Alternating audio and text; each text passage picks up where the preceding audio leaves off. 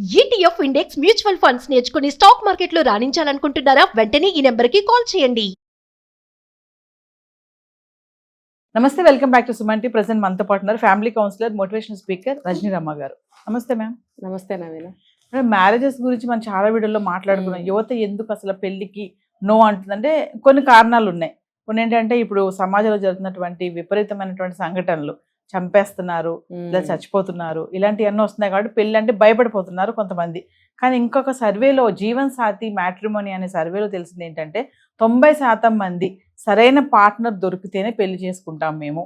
కులం వద్దు, మతం వద్దు, మాకు ఫినాన్షియల్గా కానీ కెరియర్గా స్టెబిలిటీ ఉన్నవారు అలా కాదు, కరెక్ట్గా మా ఇద్దరికి అన్ని కుదిరితే, మా ఇద్దరు కోఆర్డినేషన్ బాగుంది అనుకుంటేనే పెళ్లి చేసుకుంటామని చెప్పేసి కొంతమంది యువత ఇలా 90% వరకు ఉన్నారని చెప్పేసి ఈ రీసెర్చ్లో తెలిసింది. రీసెర్చ్లో అంటే ఒకసారి మిమ్మల్ని అడిగితే మరి సరైన పార్ట్నర్ దొరకడం అంటే మరి నిర్ణయాలు ఇదంతా కరెక్టే అంటారా? అంటే ఇప్పుడు మ్యాట్రిమోనియల్స్ వచ్చిన తర్వాత బాగుంది వారధి. ఇప్పుడు కులం కులం కులం అని పట్టుకుని వేళ్లాడే వాళ్ళకి, డబ్బు ఆస్తి అని వేళ్లాడే వాళ్ళకి ఆ అభిప్రాయాలను వెనక్కి తీసుకునే విధంగా ఈ మ్యాట్రిమోనియల్స్ వస్తున్నాయి ఈ మధ్య. జీవన్ సాథీ ఒక్కటే కాదు, ఇంకా చాలా మనకి ఏ రాష్ట్రానికి తగ్గ మ్యాట్రిమోనియల్స్ దానికి ఉన్నాయి. ఇది బాగుంది, మంచి పరిణామం. ఇప్పుడు నీకు ఒకటి కావాలి, నీ రిక్వైర్మెంట్స్ కొన్ని ఉంటాయి. సో మనం అందరూ రిజిస్టర్ అవుతాం. రిజిస్టర్ అయిన తర్వాత మన రిక్వైర్మెంట్స్ కూడా వాళ్ళకి ఇస్తాం. డీటెయిల్స్ అన్నీ మన డీటెయిల్స్ ఇస్తాము, మన రిక్వైర్మెంట్స్ అన్నీ కూడా ఇస్తాం. ఇచ్చినప్పుడు అవతల వాళ్ళు కూడా అందరూ ఎవరైనా సరే అలాగే ఇచ్చినప్పుడు మ్యాచ్ అయితే చేసుకుంటున్నారు. ఇక తర్వాత ఏ గొడవలు రావు.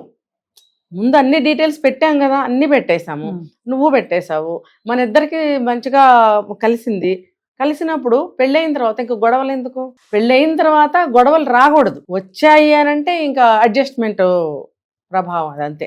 ఆ అడ్జస్ట్మెంట్ లేకపోవటం వల్ల కూడా ఎప్పుడైనా రావచ్చు గొడవలు, అది పక్కన పెడితే. అది ఇప్పుడు ఈ విషయం మనం మాట్లాడితే, ఇది వాళ్ళకి ఏది కావాలో ఆ రిక్వైర్మెంట్ ప్రకారం పెళ్లి చేసుకునే అవకాశం వీటిల్లో, జీవన్ సాథీ లాంటి వాటిల్లో కలుగుతుంది.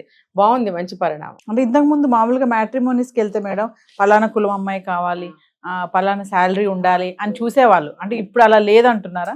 లేదు, ఇప్పుడు అది కూడా ఉంది. ఇప్పుడు అందులో మనకి సువిధ ఎలా ఉందంటే, సేమ్ క్యాస్ట్ కావాలన్నా దొరుకుతుంది, ఏ క్యాస్ట్ అయినా మాకు పర్వాలేదు అనుకునేవి దొరుకుతున్నాయి. కాబట్టి ఇక్కడ ప్రాబ్లం ఏముంది? ఇంకా మీ క్యాస్టే కావాలనుకుంటే మీ క్యాస్ట్ వాళ్ళు ఎవరైనా అందులో పెట్టారనుకోండి, వాళ్ళకి మీకు మ్యాచ్ అయింది అనుకోండి, అన్ని విషయాలు ఇష్టం జరిగింది అనుకోండి, వాళ్ళవి మీవి.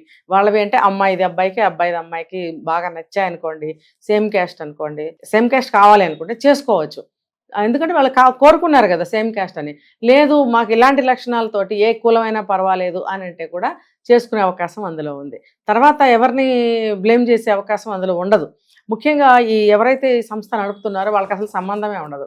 వీళ్ళకి ఇంట్రడ్యూస్ చేయడం, వదిలేయడం, మాకు సంబంధం లేదని ముందు రాతపూర్వకంగా రాసి ఇచ్చేస్తారు, ఓరల్గా కూడా చెప్తారు వాళ్ళు. కాబట్టి ఎక్కడ సమస్య రాదు. చాలామంది ఇప్పుడు దీన్ని ఫాలో అవుతున్నారు. ఇప్పుడు 35 ఏళ్ళు వచ్చినాయి ఒక అమ్మాయికి పెళ్లి కావట్లేదు, 40 ఏళ్ళు వచ్చినాయి ఒక అబ్బాయికి పెళ్లి కావట్లేదు. ఎలా రా బాబు, 40 ఏళ్ళు వచ్చి నాకు పిల్లని ఎవరిస్తారు? 35 ఏళ్ళు దాటిపోతున్నాయి, నాకు అబ్బాయి ఎక్కడ దొరుకుతాడని దిగులు పడకుండా, నాకు 35 ఏళ్ళు దాటిపోయినాయి, నాకు 40 ఏళ్ళు దాటిపోయినాయి అని అంటే సిగ్గు విడిచి చక్కగా ప్లెయిన్గా అందులో డీటెయిల్స్ ఇచ్చుకునే అవకాశం ఉంది. అంటే మనుషులు ఎవరు కనపడరు, ఎవరెవరంటే ఎవరికీ తెలియదు, కాన్ఫిడెన్షియల్గా ఉంచుతారు. ఇది తెలిసినా కూడా ఒక మ్యాట్రిమోనియల్స్ వాళ్ళకి మాత్రమే తెలుస్తుంది. కాబట్టి ఇందులో భయం, ఆందోళన, సిగ్గు ఇలాంటివి వాటికి కూడా తావు లేదు. అంటే కొంతమంది మేడం 35-40 వచ్చే వరకు పెళ్లి చేసుకోరు, చూసారా? వాళ్ళందరికీ కరెక్ట్ పార్ట్నర్ దొరక్కే అంటారా? అంటే వాళ్ళు వెయిట్ చేస్తున్నారు? అలా కాదు, పార్ట్నర్ దొరక్క కావచ్చు, తనకి అనుకూలంగా ఉన్న వాళ్ళు దొరక్కపోవచ్చు, లేదంటే పెళ్లి చేసుకోవాలని అనిపించకపోవచ్చు అంతకాలం. అలాంటి వాళ్ళు ఎంతమంది లేరు, బోల్డ్ ఎంతమంది ఉన్నారు. ఇప్పుడు ఇందులో ఏంటంటే నాకు 40 ఏళ్ళ వరకు పెళ్లి కాలేదు, మరి ఎక్కడ దొరికితే దగ్గర వయసు వాళ్ళు దొరుకుతారు? కొంతమంది కొంచెం ఎక్కువ వయసు అయినా చేసుకుంటున్నారు, కానీ 40 ఏళ్ళు వచ్చిన అబ్బాయి కొంచెం పెద్ద అమ్మాయిని చేసుకుంటే పిల్లలు పుట్టే అవకాశాలు చాలా అంటే చాలా లీస్ట్లో ఉంటాయి కదా. అలాంటప్పుడు మరి సంతానం కావాలనుకున్న వాళ్ళైతే అంత పెద్ద వాళ్ళని చేసుకోవాలని అనుకోరు.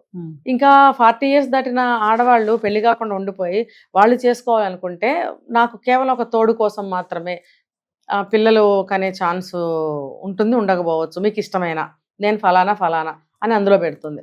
పెట్టినప్పుడు ఓకే అని అవతల అబ్బాయి కూడా 40 ఏళ్ళు దాటిన అమ్మాయి అంటే ఇంకా కొంచెం పెద్ద అబ్బాయే వస్తాడు. కాబట్టి ఇంకా పిల్లల మీద ఆశ వదులుకుంటారు వాళ్ళు. వదులుకుని మిగిలిన జీవితం మనకి మంచిగా సాగుతుంది. ఈ అమ్మాయి క్యారెక్టర్ మనస్తత్వం కానీ ఇంకోటి కానీ అన్ని బాగున్నాయి, జీవితం బాగుంటుంది, నెక్స్ట్ మనకు ఒక తోడుగా ఒక నీడగా ఉంటుంది, ఆమె కావాల్సింది అంతే కదా పెద్ద వయసులో అని నిర్ణయానికి వచ్చిన వాళ్ళైతే చేసుకుంటారు. అదే కానీ విడిగా 40 ఏళ్ళు దాటిన అమ్మాయి సంబంధాల కోసం వెళ్తే దొరకదు కదా. ఎక్కడ దొరుకుతారు? సేమ్ క్యాస్ట్లో కావాలి, మళ్ళీ అక్కడ కూడా రిక్వైర్మెంట్స్, ఇవన్నీ కుదరదు. అదే మ్యాట్రిమోనియల్లో అయితే మతం సంగతి నాకు తెలియదు కానీ ఏ కులమైనా పర్వాలేదు అనేది ఇందులో దొరుకుతుంది. అంటే ఇంకా కులం మతం చూస్తున్నారంటారా? ఉన్నారుగా, చెబుతున్నారుగా, కులపిచ్చి కులగజ్జి అంటున్నారుగా. నిన్న మొన్న ఏం జరిగింది బాన్సువాడలో? ఏం జరిగింది? మరి వాళ్ళు తక్కువ కులం వాళ్ళు అని చెప్పి అక్కడ గుళ్ళోకి రానియకుండా గొడవై చిన్న పాపని ఇది చేశారు కదా, చంపేశారు తొక్కిసలాట్లో. ఏ విధంగా చనిపోయింది ఆ న్యూస్ బయటకు కూడా రాలేదు. ఒక ఆయన అడిగాడు, అది మీరు పెద్ద కులం కాబట్టి బయటకు రానివ్వలేదా ఆ న్యూస్? అదే వేరే కులం అయితే బయటకు వస్తుందా? మీరు చనిపోయింది తక్కువ కులం కాబట్టి మీరు ఏమైనా చేస్తారు న్యూస్ని బయటకు రానియకుండా అని ఒక అతను అడిగాడు. అంటే దేవుని చూడడానికి కూడా కులం కావాలి. పాత రోజుల్లో అదే కదా ఉండేది.